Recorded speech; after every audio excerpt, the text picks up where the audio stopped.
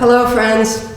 On this Memorial Weekend, it is good to be back with you in Door County.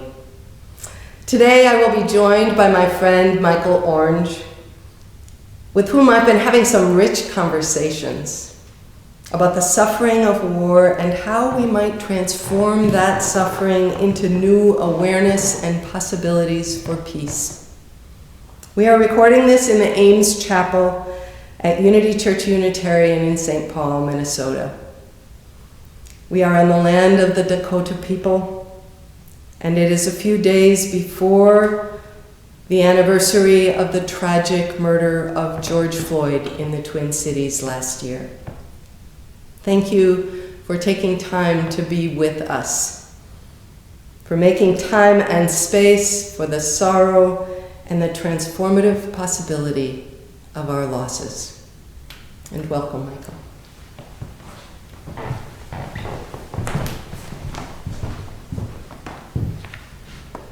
Thank you, Karen. The Confederate attack on Fort Sumter 160 years ago last month marked the start of the Civil War. Civil War, that sterile war classification, is the antithesis of uncivilized atrocity that is war. Singer-songwriter Peter Mayer's poignant song, Charlie Porter, captures the soul of just one Civil War soldier, but also the souls of all soldiers in all wars. It starts with, "My name is Charlie Porter. I was a Union soldier. In '61, I signed up to fight, and it was a great adventure, but I'll have to tell you, not the fairy tale I had in mind."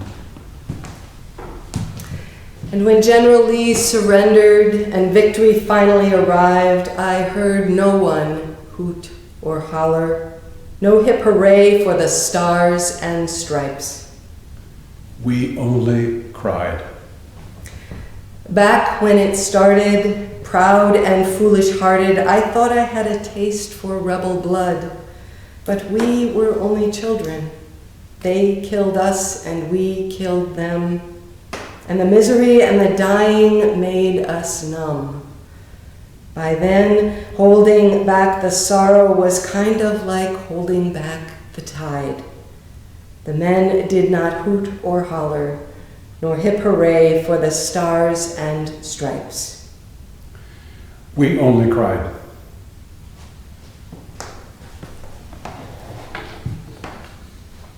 On this somber Memorial Day observation, may we find the tears to shed for those lost to war, as well for those who witnessed and suffered from the tragedies of war, conflicts, and systemic racism. And may we become calm and centered in a space appropriate for remembrance, a space where there's room for awareness, transformation, understanding, and peace. We light this candle for the millions of soldiers lost to war then and now, and still tomorrow.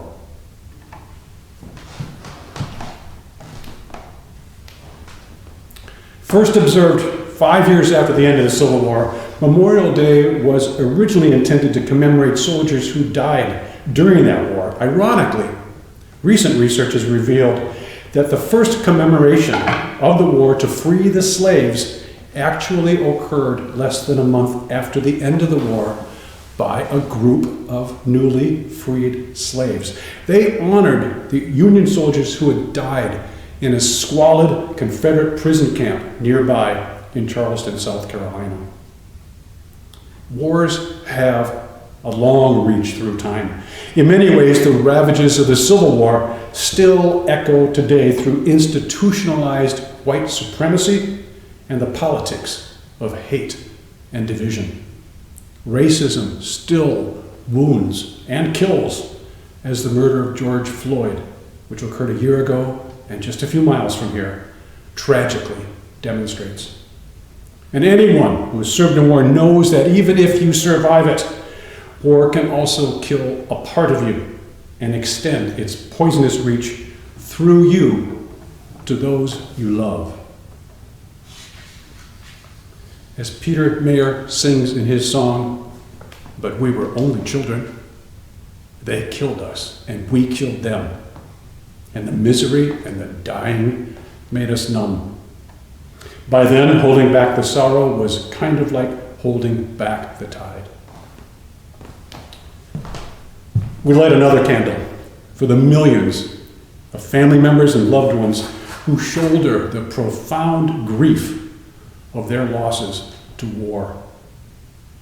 And a third candle for all those wounded and killed by wars of racism, and for the numbness that spreads so much from the dying.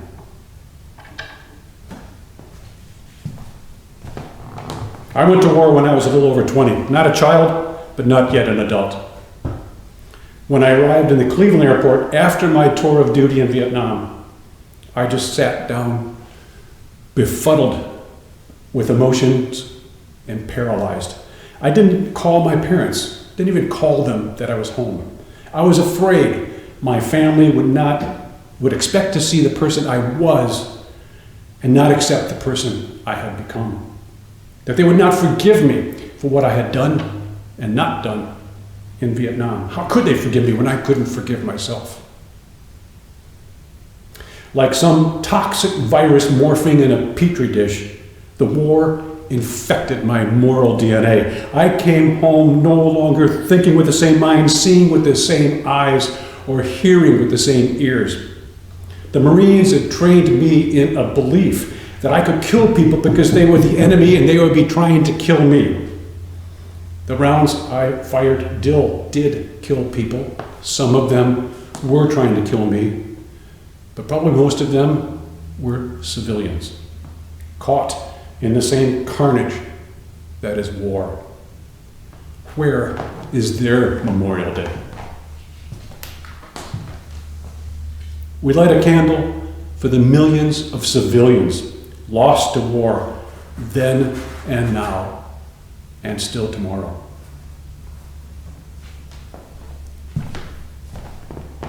Sitting in that airport terminal, I was neither able to judge my actions or inactions, nor fully grasp the transformation I'd undergone. I found it hard to describe the differences between life in a war zone and then life back in the world, as we soldiers referred to it. In combat, emotions become so extreme they create their polar opposites. Terror can spark adrenalized excitement. Panic can birth the resolution required to control it. I remember the unrelenting chaos of a firefight, trying to scrabble and crawl my way, burrow into the ground, as if doing so could save me rather than bury me. And finally, screaming into the cacophony, "I want it to stop! I want it to stop!"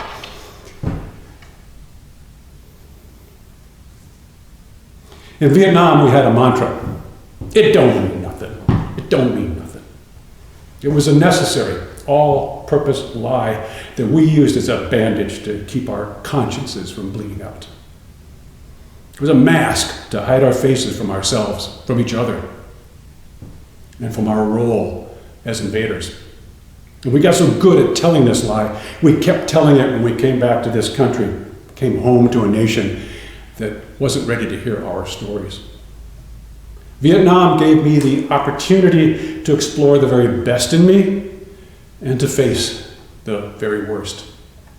Boot camp was designed to swap out the civilian ethics and replace them with militaristic ones that would enable us to deal with the atrocity that is war. But when discharged, there was no boot camp to reverse engineer that process. We light a candle for what has been lost and poisoned in the soldiers who have experienced the horrors of war.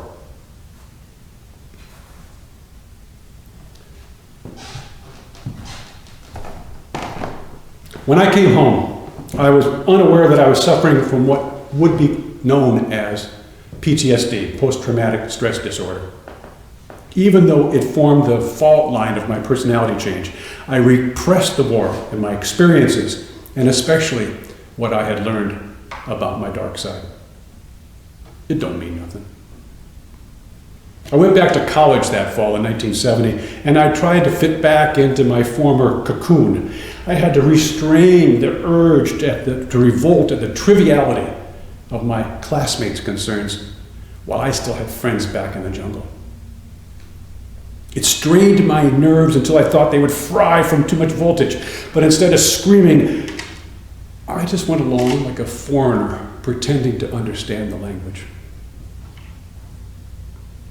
In Vietnam, I heard stories about anti-war protesters, and I knew my college friends thought the war was immoral. And I gave that some weight, but I had more important matters to attend to, like watching for that tripwire one pace ahead, or straining bomb crater water through my teeth.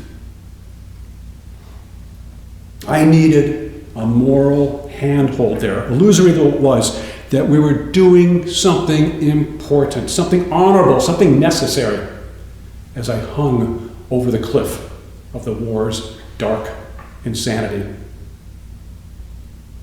And after coming home and returning to college, I lost my voice on the highly politicized Kent State University campus. I had no railroad tracks to press my ear to sense what was steaming my way. Fearful of the stigma society laid on us Vietnam vets, I became a closet vet. I lost my handholds. I knew they were slipping.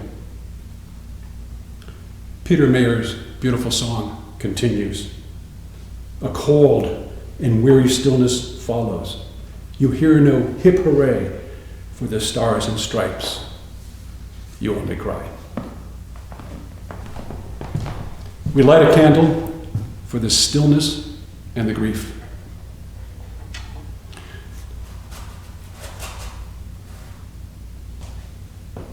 "33 years later, I started PTSD therapy with the life-saving, non-judgmental love and wisdom from Cynthia, my wife, of now 48 years. I finally cracked my psychic shell and like a little chick began to peck my way out of the world, a world full of potential. The Buddhist monk Thich Nhat Hanh spoke to this kind of life-saving transformation at a 5-day retreat I attended with him in 2003. He wrote this, he said this: "Veterans are the light at the tip of the candle, illuminating the way for the whole nation. If veterans can achieve awareness, transformation, understanding, and peace, they can share with the rest of societies the realities of war. And they can teach us how to make peace with ourselves and each other, so we never have to use violence to resolve conflicts again." I'll close with a quote from the former emperor of Ethiopia, Haile Selassie. It's appropriate on this day born of our civil war because it clarifies the symbiotic relationship of racism and war. He wrote, "Until the philosophy which holds one race superior and another inferior is finally and permanently discredited and abandoned, and until the color of a man's skin is no more significant than the color of his eyes, everywhere is war." Everywhere is war. And Thich Nhat Hanh describes us war veterans as the light at the tip of the candle, but only if we can achieve awareness, transformation, understanding, and peace. All of us must become the light at the tip of our own candle to transform our lives and help heal our racist, conflict-ridden world.